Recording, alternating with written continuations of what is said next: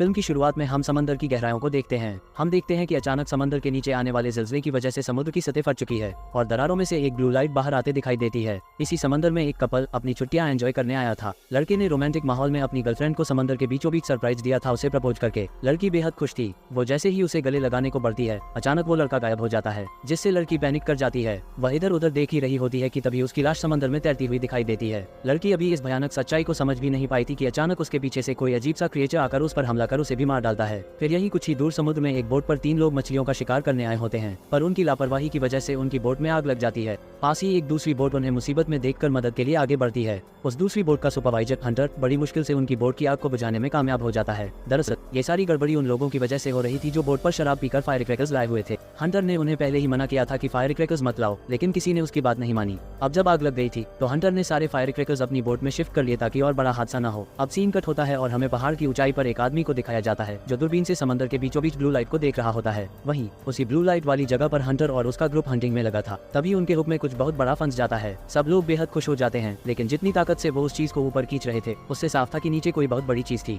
जैसे ही वो उस चीज को बोट में खींच लेते हैं तो देखते कि वो एक इंसान की डेड बॉडी है जिसका पूरा शरीर नीला हो चुका था। उनके ग्रुप की एक लड़की जेड को यह नजारा कुछ अजीब लगता है। वो इस मामले की इन्वेस्टिगेशन करने के लिए कि इस आदमी को हुआ क्या अपना एक अंडरवाटर कैमरा समुद्र में बेचती है और उसे समंदर के नीचे नीली लाइट निकलती हुई दिखाई देती है। ये सब कुछ बिल्कुल भी नॉर्मल नहीं लग रहा था। हंटर फौरन अपनी करीब अथॉरिटी की इस बारे में इन्फॉर्म कर देता है और फिर से समुद्र पर नजर डालते हैं, जिस बार इन्हें समुद्र की सतह के ऊपर भी ब्लू लाइट दिखाई देती है। ये सब नोटिस करके ये लोग जैसे ही पीछे मुड़े तो शॉक रह गए, क्योंकि वो डेड बॉडी इनकी बोट से गायब हो चुकी थी। जेट जब उस इंसान को इधर उधर ढूंढती है तो तभी वो इंसान जेट के ऊपर पीछे से हमला कर देता है। फिर हमें पता चलता है वो एक ज़ोंबी बन चुका है जिसने जेट को कंधे पर काटकर उसे बुरी तरह जख्मी कर दिया था। यही कहीं रे ये सारा नजारा देख लेता है और जैसे ही क्रिएचर उस पर हमला करने की कोशिश करता है कि तभी पीछे से हंटर एक चाकू लेकर आता है और उस ज़ॉम्बी के जिस्म पर कई कर देता है। लेकिन ये ज़ॉम्बी तो कुछ ही मिनटों में फिर से रिकवर हो जाता है और फिर से उन पर हमला करने वाला था। अपने आप को बचाने के लिए रे और हंटर एक दूसरे का साथ देते हैं। किसी तरह वो मिलकर उस ज़ॉम्बी को समुद्र में गिराकर उससे पीछा छुड़वा लेते हैं। फिर वे जेट को एक हॉस्पिटल में ले जाते हैं। रे हॉस्पिटल में वही जेट के साथ रुक जाता है। हंटर अब अपने दूसरे साथी के साथ वापस उस समुद्र में उतरता है ताकि वो उस ब्लू लाइट का राज जान सके। दोनों समुद्र की गहराइयों में अपने कैमरे बेचते हैं। इस बार उन्हें समुद्र के सीबर्ड में बहुत सारी दरारें दिखती हैं जिनमें से वो ब्लू लाइट निकल रही थी। जैसे ही कैमरा थोड़ा और आगे बढ़ता है उन्हें एक इंसान जैसी दिखने वाली क्रिएचर तैरती हुई नजर आती है। हंटर अपने साथी से कहता है हो सकता है वहाँ ज़ॉम्बी हो, क्योंकि पहले भी समुद्र से एक ज़ॉम्बी निकल चुका था जिसने हम पर हमला किया था। हंटर की बात पर उसका साथी हंस पड़ता है। वो कहता है समुद्र में ज़ॉम्बीज, ये कैसी बातें कर रहे हो। लेकिन तभी दोनों देखते हैं कि समुद्र से सच में कई ज़ॉम्बीज तैरते हुए उनकी नाव की ओर बढ़ रहे हैं। अब उसके साथी को भी बिलीव हो जाता है कि हंटर सही कह रहा था। इतने सारे ज़ॉम्बीज का यहाँ पर होना खतरे से खाली नहीं था। इसलिए हंटर तुरंत अपनी पत्नी को फोन करता है और उससे कहता है कि अथॉरिटी को बोलकर समुद्र के आसपास का सारा इलाका खाली करवा दो, क्योंकि यहाँ पे एक बड़ा सुनामी आने वाला है। उसकी बात सुनते ही शहर में सुनामी साइरेंस बजने लगते हैं, जो कि लोगों के लिए एक वार्निंग थी कि वो जल्द से जल्द वहाँ से निकल जाएं। लेकिन कुछ बेवकूफ लोग समुद्र को ही देखने लगते हैं जिसमें पानी तेजी से पीछे की ओर खींच रहा था। हंटर और उसका साथी तेजी से वापस तट की ओर लौटने की कोशिश करते हैं ताकि वो शहर के लोगों की मदद कर सकें। लेकिन फिर अचानक वो देखते हैं कि उनके पीछे एक बहुत बड़ी तूफानी लहर तेजी से आ रही है और उस लहर में अनगिनत ज़ॉम्बी भरे पड़े हैं। हंटर अपनी बोट की स्पीड फुल स्पीड पर कर देता है। जितनी तेजी से वो भाग सकता था वो भगाने की कोशिश करता है, लेकिन लहर की रफ्तार उनकी बोट से कई गुना तेज थी और आखिरकार वो लहर बोट से टकरा ही जाती है। अब ज़ॉम्बी से बचने के लिए हंटर और उसके साथी को अपना कंट्रोल पैनल छोड़कर रूम में छुपना पड़ता है। एक ही पल में ज़ॉम्बी सुनामी ने पूरे साहिल को तबाह कर दिया था। ज़ॉम्बीज वहाँ खड़े लोगों पर पागलों की तरह हमला करने लगते हैं। इस सुनामी के साथ हंटर और उसका साथी भी बोट लेकर किनारे पर पहुंचते हैं और वो दोनों ज़ॉम्बी से बचने के लिए निकलने की कोशिश करते हैं। दूसरी ओर हॉस्पिटल में रे को बताया जाता है कि ये इलाका जल्दी खाली किया जा रहा है। बहुत से स्टाफ भी ज़ॉम्बी में बदल चुका था, इसीलिए जेट को देखने के लिए वहाँ अब कोई डॉक्टर नहीं बचा था। साहिल पर भी अब कुछ ही लोग बच रहे थे जिन्हें जेड और उसका साथी खतरे के बारे में बताने की कोशिश करते हैं, लेकिन अब बहुत देर हो चुकी थी क्योंकि ज़ॉम्बीज उनके पीछे थे और हमला करके उन्हें भी ज़ॉम्बी बना देते हैं, जिससे ज़ॉम्बीज का ग्रुप और बड़ा हो जाता है। हंटर और उसका साथी खुद को बचाने के लिए गन और चाकू से कई ज़ॉम्बीज को मारते हुए आगे बढ़ते हैं, लेकिन ज़ॉम्बीज की तादाद अब कम होने का नाम नहीं ले रही थी। बहुत से लोग इन ज़ॉम्बीज के हाथों मारे गए थे। पीछे बचे हुए इंसानों को बचाने के लिए हंटर एक बोट का इंजन चालू करता है और उसके फैन से कई ज़ॉम्बीज को एक साथ मारने में सफल हो जाता है। इस तरह पीछे बचे लोगों को भागने का मौका भी मिल जाता है। सीन कट होता है और अब हमें हंटर की बेटी सैम दिखाई जाती है जो अपने फ्रेंड्स के साथ पार्टी कर रही थी। अचानक उस क्लब की बिल्डिंग पर भी ज़ॉम्बीज का हमला हो जाता है, जिससे सब लोग बुरी तरह डर जाते हैं। सैम घबराकर हंटर को कॉल करती है, मगर कोई भी कॉल नहीं उठा रहा था क्योंकि सब अपनी अपनी जगह फंसे हुए थे। इधर हंटर और उसका साथी रियलाइज करते हैं कि चाहे वो जितने भी ज़ॉम्बीज को मार लें वे उनसे बच नहीं सकते, इसलिए वे भागने का फैसला करते हैं और जल्दी से एक कार में जाकर बैठते हैं। मगर जैसे ही अंदर बैठते हैं उनकी चीख निकल जाती है, क्योंकि पीछे पहले से कोई और था। चिंता की बात नहीं थी, वो इंसान ही था, ज़ॉम्बी नहीं। दूसरी तरफ हॉस्पिटल में जेट को एक पल के लिए होश आया था, लेकिन फिर वह मर जाती है। ये देख रे बहुत दुखी हो जाता है, मगर अगले ही पल जेट ज़ॉम्बी बनकर जिंदा हो जाती है। रे ये देखकर घबरा जाता है और इससे पहले कि वह भाग पाता जेट उस पर हमला कर देती है। तभी उसने उसी टाइम एक डॉक्टर कमरे में आता है, जिससे जेट रे को छोड़कर डॉक्टर को काट लेती है और रे को भागने का मौका मिल जाता है। कुछ देर बाद हंटर की पत्नी इनी केंसी हॉस्पिटल को विजिट करती है और ये देखकर डर जाती है कि जेट ने उसके पूरे स्टाफ पर हमला करके उन्हें ज़ॉम्बी बना दिया था। जेट केंसी पर हमला करने ही वाली थी, मगर केंसी वहां से भागने लगती है। अचानक उसे पकड़कर कोई कमरे में खींच लेता है। वो रे होता है जो पहले ही इन ज़ॉम्बी से बचकर भाग रहा था। ज़ॉम्बी जब मिलकर दरवाजा तोड़ने की कोशिश करने लगते हैं, जबकि केंसी और रे किसी तरह एक दूसरे रूम में चले जाते हैं अपनी जान बचाने के लिए, लेकिन वहाँ उनका सामना होता है एक ज़ॉम्बी से जो व्हीलचेयर पर बैठा होता है। इसी बीच हंटर भी क्रॉल करते हुए स्टेशन तक पहुंच जाता है और यहीं उनके पीछे भी कई ज़ॉम्बीज पड़ जाते हैं। वो लड़का अपनी जान बचाने के लिए अपनी वाइफ को ज़ॉम्बीज के हवाले कर खुद पुलिस स्टेशन में जाकर दरवाजा बंद कर लेता है। उसने ये जो किया बहुत गलत था।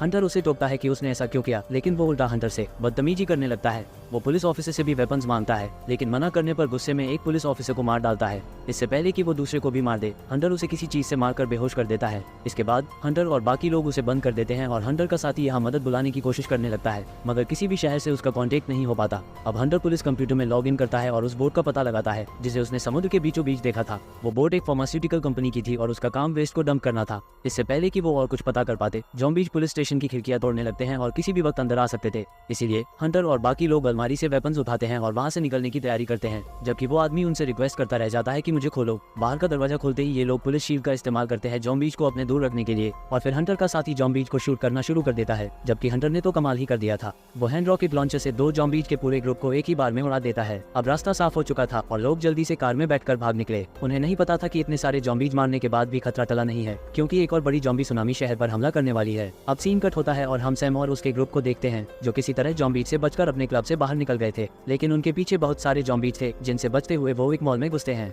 मगर यहाँ भी उनकी किस्मत खराब निकली, क्योंकि फिर से बहुत सारे ज़ॉम्बीज से इनका सामना हो जाता है। जैसे तैसे जान बचाकर ये लोग मॉल से भाग निकलते हैं, लेकिन अब बहुत सारे ज़ॉम्बीज इनके पीछे पड़ चुके थे। अब ये लोग एक खास जगह पहुँचते हैं जहाँ उनकी बैंड की वैन खड़ी होती है। ये लोग वैन का दरवाजा नोक करके जल्दी से अंदर छुप जाते हैं, लेकिन बैंड का वो मेंबर जो वैन में चिल कर रहा था अभी तक बेखबर था। जैसे ही वो बाहर निकलता है तो सामने उसके ढेर सारे ज़ॉम्बीज होते हैं। वह कुछ ज़ॉम्बीज को मारता है, लेकिन अकेला इंसान कितने ज़ॉम्बीज से लड़ेगा। आखिरकार ज़ॉम्बीज उस पर हमला कर देते हैं और उसे मार देते हैं। अब सैम और उसके साथी वैन को चालू करने की कोशिश करते हैं, लेकिन यहाँ किस्मत इनका साथ नहीं देती है, क्योंकि वैन स्टार्ट ही नहीं हो रही थी। इसके बाद हम सैम की एक दोस्त को देखते हैं जो उनसे बिछड़ गई थी। वह जंगल में भाग रही होती है, क्योंकि उसके पीछे भी 2 ज़ॉम्बीज थे। उसे एक पहाड़ी पर एक घर दिखता है जिसकी ओर वह दौड़ती है। इस घर का मालिक सीसीटीवी से उसे आते हुए देख चुका था। ये वही आदमी था जिसने समंदर से निकलती ब्लू लाइट को मूवी के पहले सीन में देखा था, और उसने अपने कमरे में एक ज़ॉम्बी को भी बांध कर रखा हुआ था, जैसे वो उस पर कोई एक्सपेरिमेंट कर रहा हो। वह आदमी दरवाजा खोलने से पहले लड़की से कहता है, पहले मुझे यकीन दिलाओ कि तुम इन्फेक्टेड नहीं हो। लड़की अपनी कमर दिखाकर उसे यकीन दिलाती है, जिसके बाद वह फौरन ऑटोमेटिक दरवाजा खोल देता है। अब लड़की घर के अंदर आ जाती है। यहाँ वो इस आदमी से रेडियो मांगकर अपने डैड से कांटेक्ट करती है, जो असल में हंटर का साथी एकोन था। वो उसे भरोसा दिलाते हुए कहता है, बेटा चिंता मत करो, मैं तुम्हें बचाने आ रहा हूँ, तुम बस वहीं रुको। हंटर और एकोन सबसे पहले मॉल पहुँचते हैं, जहाँ उसकी बेटी सैम पहले से फंसी हुई थी। सैम के साथ उसका एक दोस्त भी था जिसके पैर में चोट लगी थी। इससे सैम का वहाँ से निकलना मुश्किल हो रहा था। उसका दोस्त सैम से कहता है, मैं ज़ॉम्बीज का ध्यान भटकाऊंगा और तुम अपनी जान बचाकर निकल जाना। ये कहते ही वो खिड़की से बाहर कूद जाता है और वैन की छत पर चढ़ जाता है और गाना लगाकर ज़ॉम्बी का ध्यान अपनी ओर करता है, जिससे ज़ॉम्बीज उसके पीछे लग जाते हैं और सैम मौके का फायदा उठाकर वहाँ से भाग निकलती है। तभी हंटर और उसका साथी एकोन भी वहाँ आ जाते हैं। एकोन अपनी बंदूक से पीछा कर रहे ज़ॉम्बीज का काम तमाम कर देता है और सैम उनकी वैन में बैठ जाती है, लेकिन सैम का दोस्त उसे बचाते हुए खुद ज़ॉम्बीज के हाथों मारा जाता है। अब इनका अगला लक्ष्य सैम की मां केंसी को बचाना होता है, जिससे कोई संपर्क नहीं हो पा रहा था। ये लोग अस्पताल पहुँचते हैं, लेकिन वहाँ कोई नजर नहीं आता। सैम हॉस्पिटल के स्पीकर सिस्टम का यूज करके अपनी मां को यह बताती है कि वे उन्हें बचाने यहाँ आ गए हैं, लेकिन स्पीकर से निकलता शोर सारे ज़ॉम्बीज को अट्रैक्ट कर लेता है, जिनसे हंटर और एकोन लड़ाई करते हैं। तभी सैम को स्पीकर की वायर के जरिए ज़ॉम्बीज बाहर खींच लेते हैं और सैम पर हमला करने के लिए दरवाजा भी तोड़ देते हैं, लेकिन सैम अपने आप को बचाते हुए डबल प्लेट का इस्तेमाल करके ज़ॉम्बी को मार देती है। उसके डेड मेन स्विच से 2 वायर निकालकर सभी ज़ॉम्बीज को बिजली का झटका दे देता है, जिससे सारे ज़ॉम्बीज एक एक करके मर जाते हैं। आखिरकार अब यहाँ पर केंसी और रेबिनहेन मिल जाते हैं। सैम अपनी माँ से मिलकर बेहद खुश होती है। अब ये सभी लोग वहाँ से निकलने की प्लानिंग करते हैं। तभी केंसी बताती है कि वहाँ 2 तरह के ज़ॉम्बीज हैं, एक वो जो समुद्र से आए थे जिनका रंग नीला था, और दूसरे वो जिन पर ज़ॉम्बीज ने हमला किया था उनका रंग बदल चुका था। उसको लग रहा था कि पहले बने जॉम्बी पर जरूर किसी तरह का एक्सपेरिमेंट किया गया था। आखिरकार वो लोग हॉस्पिटल से बाहर निकलते हैं, लेकिन रास्ते में कुछ और जॉम्बी से उनका सामना हो जाता है। हंटर उनसे लड़ता है और फिर सब कार में बैठकर आगे बढ़ते हैं। उनका अगला टारगेट था टोनी को बचाना, जो इस वक्त उस अजीब आदमी के घर पर थी। इस दौरान हम देखते हैं कि एकोन के हाथ पर एक खरोंच है, जिस वजह से वो आदमी उसे अपने घर आने नहीं दे रहा था। एकोन उसे समझाने की कोशिश करता है कि ये जॉम्बी का काटा हुआ नहीं है, बस एक मामूली खरोंच है। फिर एकोन उस आदमी के रेडियो से किसी ऑफिसर से कांटेक्ट करने की कोशिश करता है, लेकिन कोई संपर्क नहीं हो पाता। वो आदमी कहता है कि उसने भी कई जगह कांटेक्ट करने की कोशिश की थी, लेकिन कोई भी उन्हें कांटेक्ट नहीं कर पा रहा है और न ही कोई उन्हें बचाने आ रहा है। अब तक 2 बड़े बड़े जॉम्बी तूफान शहर की ओर आ रहे थे, लेकिन किसी को इसकी कोई खबर नहीं थी और न ही इन्हें कोई रेस्क्यू करने आ रहा था। जरूर इसके पीछे कुछ न कुछ गड़बड़ थी। अब जब ये लोग बातें कर रहे थे, तभी एकोन को किसी क्रिएचर की आवाजें सुनाई देती हैं और वो बेसमेंट में देखने जाता है। तो वहाँ उसे पता चलता है कि उस आदमी ने एक जॉम्बी को एक्सपेरिमेंट के लिए पकड़ रखा था, जो अब आजाद हो गया था। वो जॉम्बी एकोन पर हमला कर देता है। एकोन उससे लड़ने की कोशिश करता है, लेकिन जॉम्बी उसे काट लेता है। एकोन की चीखें सुनकर बाकी लोग भी उसकी मदद के लिए आते हैं और जॉम्बी डॉक्टर पर हमला कर उसे काटने की कोशिश करता है। तभी वो दूसरा आदमी इलेक्ट्रिक शॉक देकर जॉम्बी को मार डालता है, लेकिन अब एकोन को काटा जा चुका था और वो जल्द ही जॉम्बी में बदल सकता था। इसलिए उस आदमी ने उसे घर से बाहर जाने को कहा, लेकिन एकोन की बेटी उसकी बात नहीं मानती और अपने पिता के जख्मों की पट्टी करने लगती है। उल्टा अब ये सब उस आदमी से सवाल करने लगते हैं, तुम्हारे पास ये जॉम्बी क्या कर रहा था? क्या तुमने इन पर एक्सपेरिमेंट किए हैं? जो कुछ हो रहा है, क्या ये सब तुम्हारी वजह से हो रहा है? तब वो आदमी कहता है, नहीं, ऐसा कुछ नहीं है, ये सब मेरी वजह से नहीं हो रहा। मैं सिर्फ इस जॉम्बी को घर लाया था और इन पर एक्सपेरिमेंट कर रहा था ताकि इनकी कमजोरी पता चल सके। अब मुझे समझ आ गया है कि ये जॉम्बीज फॉस गैस की वजह से बने हैं, इसलिए इन्हें इलेक्ट्रिक गन से मारना काफी आसान है। उसकी बात सुनते ही हंटर अपने ब्लेड से सरगन पर अटैक कर देता है ताकि जल्दी से और बाकी जॉम्बीज को आसानी से खत्म कर सके। अब कोई उन्हें बचाने नहीं आ रहा था, इसलिए अगर उन्हें अपनी जान बचानी है तो खुद ही जॉम्बीज को मारने का तरीका सोचना होगा। हंटर के दिमाग में एक प्लान आता है, हमें किसी तरह सारे जॉम्बीज को पानी में लेकर जाना होगा, फिर पानी में हम कर छोड़ देंगे, जिससे एक ही बार में सारे जॉम्बीज मर जाएंगे। जब सब जॉम्बीज मर जाएंगे तो ना कोई इंसान पर हमला करेगा और ना ही कोई इंसान जॉम्बी बनेगा। उसका ये प्लान सुनते ही वो आदमी बताता है कि उसके पास कई तरह के वेपन और चीजें हैं जो जॉम्बीज पर हमला करने में काम आ सकती हैं। ये प्लान बनाते ही जैसे ही ये लोग बाहर निकलते हैं तो देखते हैं कि जॉम्बीज घर में घुसने में कामयाब हो चुके थे। हंटर का बनाया हुआ वेपन भी सही से काम नहीं कर रहा था और जॉम्बीज इन पर हमला करने लगे थे। उसी समय हंटर की मदद के लिए उसकी वाइफ आ जाती है। वो यहाँ पर मौजूद क्रशिंग मशीन ऑन कर देती है और दोनों मिलकर एक एक करके जॉम्बीज को उठाकर मशीन में डालना शुरू कर देते हैं।